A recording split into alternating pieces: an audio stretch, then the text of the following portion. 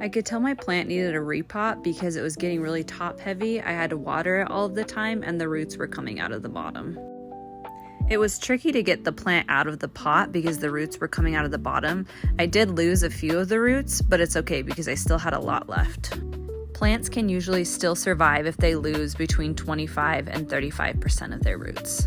You can also use a chopstick and dig around the sides to help get the plant out of the pot. Once I got the plant out of the pot, I could see that it was root bound, so I needed to loosen up these roots before repotting it. This wasn't too tricky to do because I made sure to water my plant the night before. This way it would be a lot easier to move the roots today when I was trying to replant. Doing this helped me get rid of the old dirt and also helped me spread out the roots so that they would grow correctly when I put them in a new pot. This will also help the roots breathe easier and absorb water better. Now that the root ball is loosened, it's time to pot. I made sure to find a new pot that was 1 to 2 inches bigger than the pot I was using before and had drainage holes. If you get a pot that's too big, this can lend to root rot.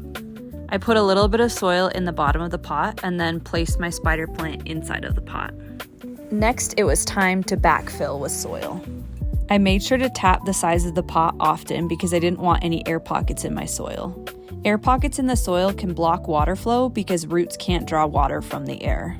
They also make it much more difficult for the roots to expand and grow. The other issue is air pockets don't insulate like the soil does, so the roots can be subject to extreme heat and cold. When you're filling in with soil, you don't want to compact the soil because this can suffocate the roots. Tapping the sides are a great way to settle the soil gently. Next, I repotted my anthurium. It wasn't root bound, but I had roots coming out of the top, so I wanted to see what was going on.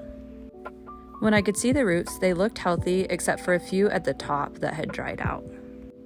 I loosened up the roots just a little bit and got rid of any soil that seemed old and crusty. I made sure to sanitize my scissors and then removed any roots that were brittle and dry. I wasn't too worried because all of these roots were the ones that had been sticking out of the soil at the top. I made sure that the new pot was only 1 to 2 inches bigger than the pot that she was in before. I'm choosing a clear pot so I can see what's going on. I filled the pot with a little bit of soil.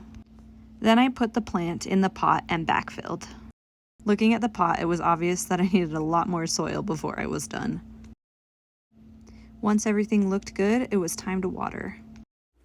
My favorite method of watering is bottom watering, where you fill up the drip tray with water and the soil absorbs the water.